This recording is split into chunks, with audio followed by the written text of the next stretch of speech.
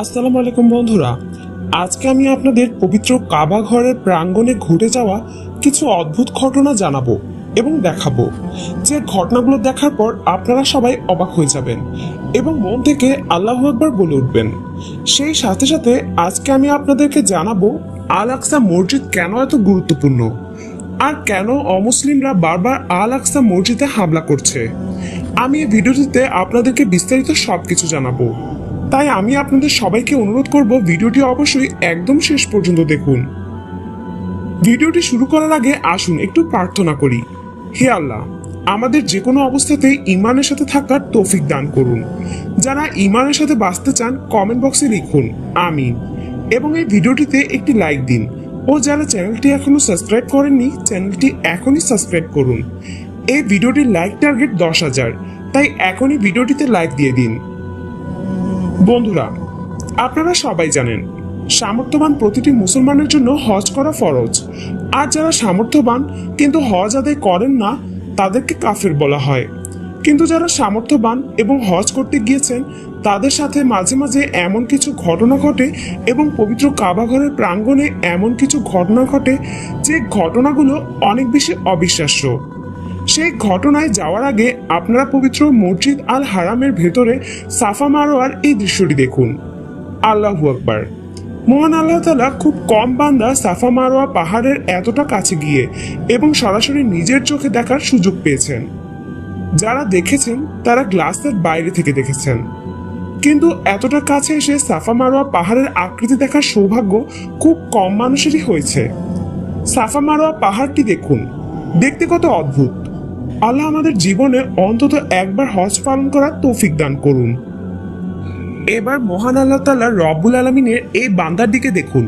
এখানে পবিত্র কাবা ঘরের রক্ষক অর্থাৎ অনেকগুলো সিকিউরিটি গার্ড রয়েছে, কিন্তু মহান আল্লাহ রব্বুল আলামিনের এই বান্দা তাদের চোখ ফাঁকে দিয়ে জান্নাতি পাথর হাজরে আসওয়াদকে চুম্বন করার জন্য একদম হাজরে আসওয়াদের কাছাকাছি চলে গিয়েছেন। আল্লাহু আকবার। তবে সেখানে যে সিকিউরিটি গার্ড ছিল তারা চাইলে সেই মহিলাকে আটকাতে পারত, কিন্তু সেই মহিলা হাজরে আসওয়াদের প্রতি ভালোবাসা দেখে ওনারা কিছুই বলেননি, বরঞ্চ হাজরে আসওয়াদের কাছে যাওয়ার সুযোগ করে দিয়েছেন। মহান আল্লাহ তাআলা আমাদের সবাইকে অন্তত জীবনে একবার হাজরে আসওয়াদ পাথরে চুম্বন করার তৌফিক দান করুন আমিন। এইবার পবিত্র মসজিদুল হারামে এই সিকিউরিটি গার্ডের ব্যবহার দেখুন। তিনি এক বৃদ্ধ মানুষের সাথে কি খারাপ ব্যবহার করা শুরু করেছেন, আর সেই সাথে সাথে তিনি সেই মানুষটিকে সেখান থেকে তাড়িয়ে দিচ্ছেন। এই মানুষটি তার শেষ বয়সে এসে হজ করার সামর্থ্য অর্জন করেছেন, আর তিনি যখন হজ করতে এসেছেন তখন ওনার মাঝে পবিত্র কাবা ঘরে যাওয়ার ইচ্ছা জাগবে, এটাও স্বাভাবিক। কিন্তু এই সিকিউরিটি গার্ডটি যেটা করলো সেটা একদমই ঠিক হয়নি। তিনি চাইলে ওনাকে বুঝিয়ে এখান থেকে পাঠিয়ে দিতে পারতেন, কিন্তু অন্যদিকে এই সিকিউরিটি গার্ডের দিকে দেখুন। এনার মধ্যে মহান আল্লাহ তাআলা রব্বুল আলামিন কি এক নরম মন দান করেছেন। ভিডিওটিতে আপনারা দেখতে পাচ্ছেন একটি মেয়ে বাচ্চা হারিয়ে গেছে, আর তিনি সেই মেয়ে বাচ্চাটিকে নিয়ে দাঁড়িয়ে আছেন এবং সেই মেয়ে বাচ্চাটি মা বাবাকে খুঁজছেন। আমরা জানতে পারিনি লোকটি শেষ পর্যন্ত এই বাচ্চা মেয়েটির মা বাবাকে খুঁজে পেয়েছেন কিনা, কিন্তু ওনার চোখ মুখ দেখে বোঝা যাচ্ছে তিনি অনেক গুরুত্বের সাথে এই মেয়েটির মা বাবাকে খুঁজছেন। আল্লাহু আকবার। বন্ধুরা, আপনারা যারা এখনো এই ভিডিওটিতে লাইক দেননি তারা এখনই ভিডিওটিতে লাইক দিয়ে দিন। এবার এই ছোট্ট শিশুটি এবং তার বাবার দিকে দেখুন। তার বাবা নামাজ পড়ছে এবং এই ছোট্ট মেয়েটি কি সুন্দর করে তার বাবার পাশে দাঁড়িয়ে আছে। দেখুন, তার বাবা যখন সিজদা করছে সে কত সুন্দর করে তার বাবার উপরে মাথা রাখছে। আবার তার বাবা যখন বৈঠক বসেছে তখন সে কত সুন্দর করে তার বাবার কোলে বসেছে। কি সুন্দর মনোমুগ্ধকর একটি দৃশ্য। মহান আল্লাহ তাআলা রব্বুল আলামিন আমাদের সবাইকে আমাদের মেয়ে সন্তানকে ভালোবাসার তৌফিক দান করুন আমিন। এবারে ছোট্ট ছেলেটির দিকে দেখুন। সে তার অল্প বয়সে পবিত্র মসজিদ আল হারামে আসার সুযোগ পেয়েছে, আর সে এখানে এসে এক মুহূর্ত সময় নষ্ট না করে পবিত্র মসজিদ আল হারামে এক কোণে বসে পবিত্র কুরআন তিলাওয়াত করছে। আল্লাহু আকবার। এই ছোট্ট ছেলেটার ঈমান কত শক্ত এবং তার মনের মধ্যে আল্লাহ তাআলার জন্য কত ভালোবাসা, তার এই কুরআন তেলাওয়াত করা দেখে বোঝা যাচ্ছে। আল্লাহ আমাদের সবার ঈমান বৃদ্ধি করে দিন এবং ওনাকে ভালোবাসার তৌফিক দান করুন আমিন। চলুন বন্ধুরা, এখন আমি আপনাদেরকে জানাই আল আকসা মসজিদ কেন এত গুরুত্বপূর্ণ। পবিত্র আল আকসা মসজিদ এবং বায়তুল মোকাদ্দাস সারা বিশ্বের মুসলমানদের কাছে তৃতীয় পবিত্রতম স্থান বলে বিবেচিত। তবে জেরুজালেমের এই জায়গাটিকে পবিত্র স্থান বলে দাবি করে আসছে ইহুদি এবং খ্রিস্টান ধর্মাবলম্বীরাও। ইহুদিদের কাছে এটি টেম্পল মাউন্ট নামে পরিচিত। বছরের পর বছর ধরে চলতে থাকা ইসরায়েল ফিলিস্তিনি দ্বন্দ্বের মূলে রয়েছে এই পবিত্র মসজিদ। প্রচলিত তথ্য অনুসারে আল আকসার প্রথম নির্মাণ খ্রিস্টপূর্ব 957 সালে। সৌদি আরবের প্রথম মসজিদ আল হারাম এবং মসজিদে নববীর পরে মুসলমানদের কাছে পবিত্র স্থান এই আল আকসা মসজিদ। খ্রিস্টপূর্ব 1004 সালে মসজিদটি পুনর্নির্মাণ করা হয়। এরপর বিভিন্ন সময় এর সংস্কার করা হয়। মসজিদটি 35 একর জমির উপর নির্মিত। এই মসজিদটির নির্মাণ শৈলী মুসলিমদের ঐতিহ্যের প্রতিচ্ছবি। পবিত্র আল আকসা মসজিদ মুসলমানদের প্রথম ক্যাবলা হিসেবে পরিচিত। কাবার পরে মুসলমানদের দ্বিতীয় উপাসনালয় স্থল ছিল এটি। ঐতিহাসিকভাবে আল আকসা মুসলমানদের পবিত্র স্থান।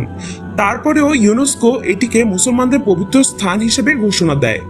অন্যদিকে ইহুদি আর খ্রিস্টানরাও আল আকসা মসজিদকে তাদের পবিত্র ভূমি হিসেবে দাবি করে আসছে। এটি ইহুদিদের জন্য পবিত্র ভূমি খ্যাত টেম্পল মাউন্ট বা ঈশ্বরের ঘর। টেম্পল মাউন্টকে ঘিরে থাকা ওয়েস্টার্ন ওয়ার্ল্ড ইহুদিদেরকে পৃথিবীর ভিত্তিপ্রস্তর হিসেবে স্বীকৃত। ইহুদিদের দাবি এই স্বীকৃত ভূমির নিচে রয়েছে তাদের দুটো প্রাচীন মন্দির। এখানে নির্মিত প্রার্থনার অংশ নেয় লাখো ইহুদি। খ্রিস্ট ধর্মাবলম্বীদের কাছেও পবিত্রতার দিক দিয়ে সমান গুরুত্বপূর্ণ এই জায়গা। তাদের বিশ্বাস এইখানে ক্রুশবিদ্ধ করা হয় যিশুকে। তাই ধর্মীয় দৃষ্টিকোণ থেকে পৃথিবীর সবচেয়ে গুরুত্বপূর্ণ এবং স্পর্শকাতর শহর জেরুজালেম।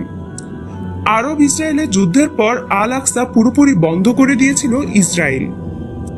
এমনকি 1970 সালে পবিত্র মসজিদটিতে দখলদাররা অগ্নিসংযোগ করেছিল বলেও জানা যায়।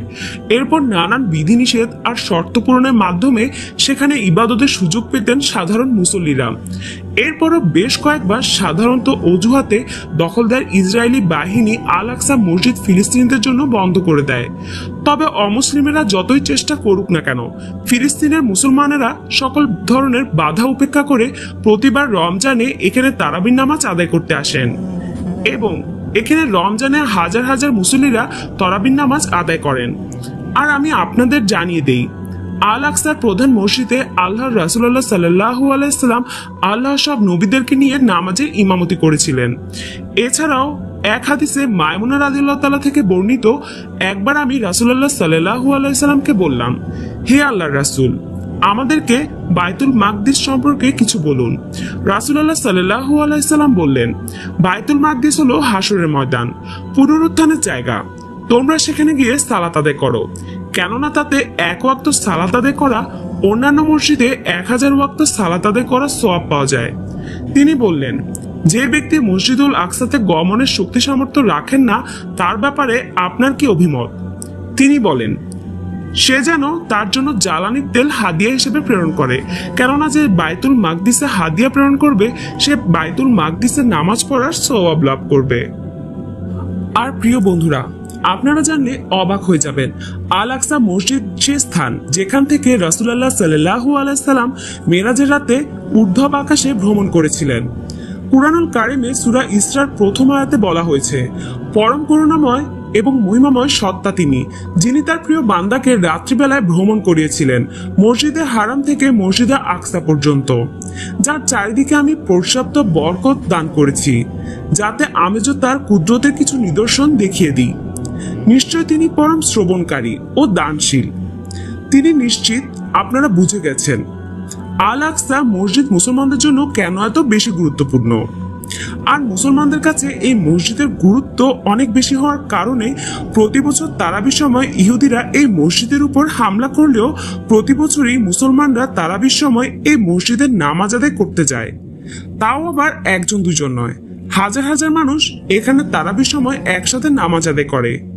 ইহুদি আর খ্রিস্টানরা যতই এই মসজিদে মুসলমানদের উপর অত্যাচার করছে, ততই সেখানকার মুসলমানদের ঈমান বৃদ্ধি পাচ্ছে। আর ঠিক এই কারণে ইসরায়েলি বাহিনী যতই ফিলিস্তিনদের উপর হামলা করুক না কেন, ফিলিস্তিনি মুসলমান কখনো আল আকসা মসজিদ পুরোপুরি ছেড়ে দেননি। তাদের যতই কষ্ট হোক না কেন, তাদের উপরে যতই হামলা হোক না কেন, তারা বারবার এখানে ফিরে এসেছে এবং মহান আল্লাহ তাআলার হুকুমে নামাজ আদায় করেছে। মহান আল্লাহ তাআলা রব্বুল আলামিন ফিলিস্তিনি মানুষদের আরো ধৈর্য ধরার তৌফিক দান করুন, আমিন। তো বন্ধুরা, এই ছিল আজকের ভিডিও। সম্পূর্ণ ভিডিওটি ধৈর্য সহকারে দেখার জন্য অসংখ্য ধন্যবাদ। আল্লাহ হাফিজ।